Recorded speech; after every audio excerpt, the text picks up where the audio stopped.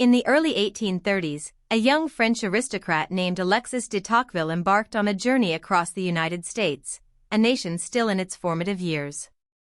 His mission was to understand the inner workings of a grand experiment, a society founded not on hereditary privilege but on the radical principle of popular sovereignty.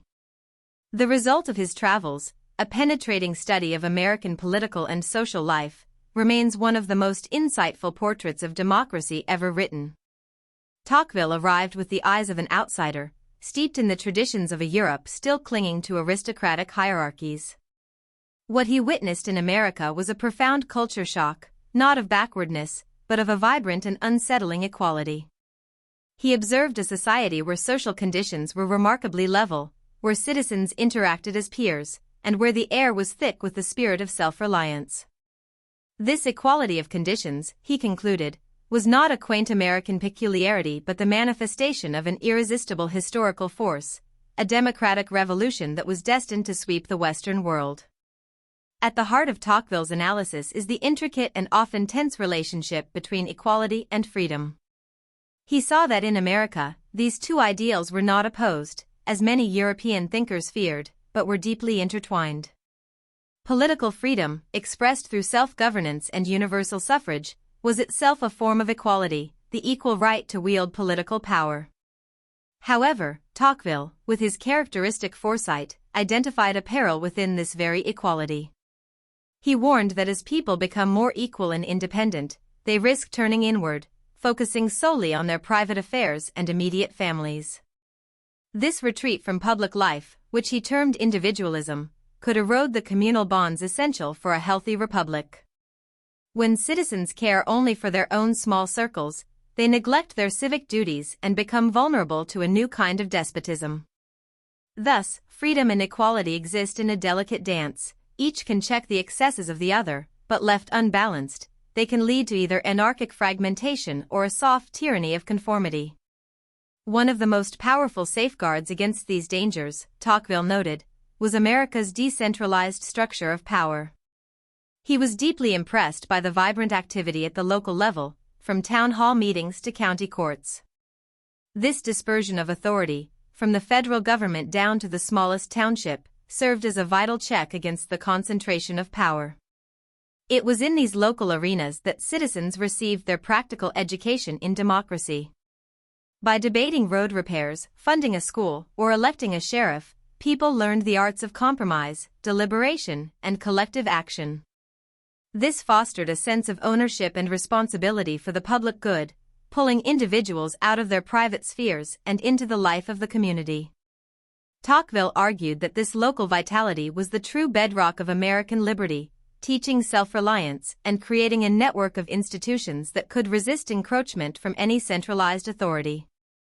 Yet, for all its strengths, Tocqueville perceived a deep and ominous flaw within the democratic model, the potential for a tyranny of the majority. In a system where the majority's will is the ultimate authority, he saw a danger more subtle than the despotism of a single king. This new tyranny could manifest not just through laws that oppressed minorities, but through a powerful social pressure that stifled dissent and enforced conformity. The majority, he observed, holds immense moral and psychological power in a democracy. It can marginalize unconventional thought, silence unpopular voices, and create a society where people fear to stand apart. Tocqueville witnessed this in the pervasive racial prejudice of his time and worried that as democracy advanced, respect for intellectual independence and minority rights might actually diminish. A government that merely reflects the majority's passions, he cautioned, can be as oppressive as any monarch. It was within America's robust culture of association that Tocqueville found the primary antidote to both isolating individualism and majority tyranny. He marveled at the American propensity to form clubs, societies, and committees for every conceivable purpose, to build a church, found a hospital, or promote a cause. These voluntary associations were, in his view, the essential schools of democracy. They taught cooperation, nurtured leadership skills, and channeled individual energies toward public ends. By working alongside neighbors for a common goal, citizens developed the habits of the heart necessary for self-government. These groups also served as crucial bulwarks against centralized power, providing organized platforms from which citizens could challenge authority or address community needs without waiting for the state to act. In this bustling ecosystem of local action, Tocqueville saw the engine that sustained American liberty.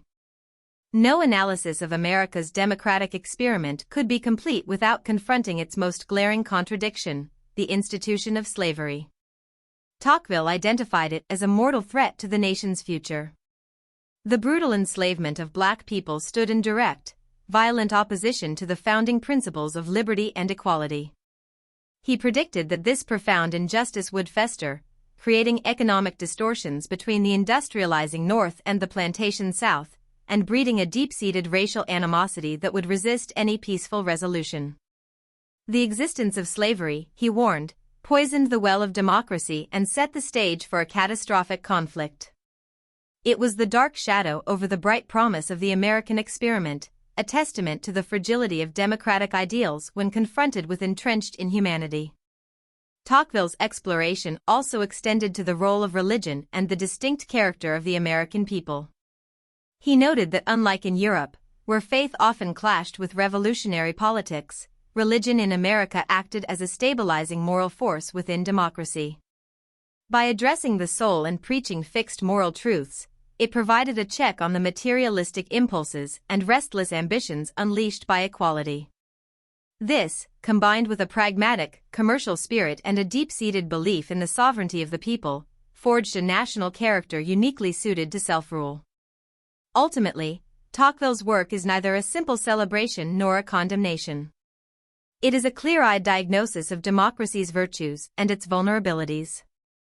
He presents a vision of a political system that empowers the common person but requires constant vigilance, active participation, and a moral commitment to the common good to survive its own inherent tendencies toward conformity, centralization, and injustice. His observations serve as an enduring mirror, reflecting the perpetual challenges of maintaining a free and equal society.